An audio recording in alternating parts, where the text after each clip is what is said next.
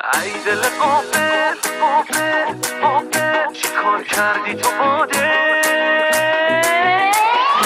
نشون به اون نشونی خوب نشونی میکشونی دلو هر جا بخوای تو دل رو بای کاش یه جوری میشد که بتونی با دلم را بیای از ترسیدم. اینجا چیکار میکنی؟ خیلی خوب ساکت. ترسیدم اومدم قایم شم سحر رو سورپرایزش کنم. ناسلامتی تولدشه. این تحفه هم دیگه سورپرایز کردن داره. نگو اینجوری دوستش دارم. رفته اینجا چی بخره؟ مغازه کیه؟ چقدر لفتش میده؟ چرا نمیاد؟ چه میدونم.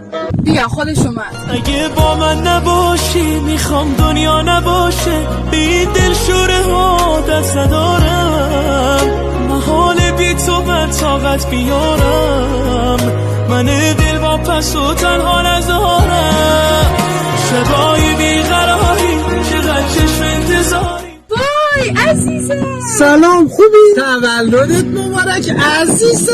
وای مرسی عزیزم. میدونستم یاد نمیره. وقتی خواستی کادو رو باز کنی اون چشای خوشگل تو ببند. اون گردنبندی که دوست داشتی واسه خریدم عزیزم. من میرم. شب حتما بیای، منتظرتم. همون جای همیشگی. شب حالا ببینم چی میشه. ببینم چی میشه نداریم، حتما میای. میپیچونی میای. میبینمت. خداحافظ. وای ببین چی دارم. تا حالا اینقدر کادو یه جا دیده بودی؟ این ندید پدید بازی ها چیه؟ اول کادو کوچیک‌ها رو نشونت میدم، بعد اصل کاریا رو. بیچاره آرش عاشقمه. اسکوله بابا. من علاقه ندارم کادوهاتو ببینم. حسودی یا حالا چشاتو هم میخوام گردنبندی تو برام خریدار نشونت بدم. فکر نکنم گردنبند اصل باشه. با همین چیزا خرید کرده. پس چی فکر کردی بدله؟ چی رو خرم کردی؟ نمیدونستم میخوای بری منو تنها بذاری نمیدونستم میخوای بگی منو دوستم نداری نمیدونستم میخوای بری رو قلبم پا بذاری خجالت نکش. منم از حالا میبوسم میذارم کنار تمام چیزایی که از حالا دیگه نخواهم داشت. دستاتو، شونهاتو، عاشقیتو. نمیبخشمت به خاطر تمام خنده هایی که از صورتم گرفت، به خاطر تمام غمایی که رو صورتم نشوند.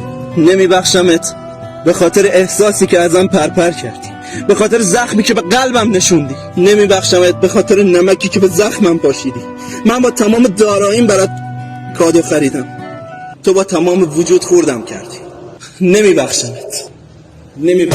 از هرچی ترسید دل من سرش اومد گفتم بهتر میشه اما بدترش اومد بعد از تو فقط به تولدت مبارک.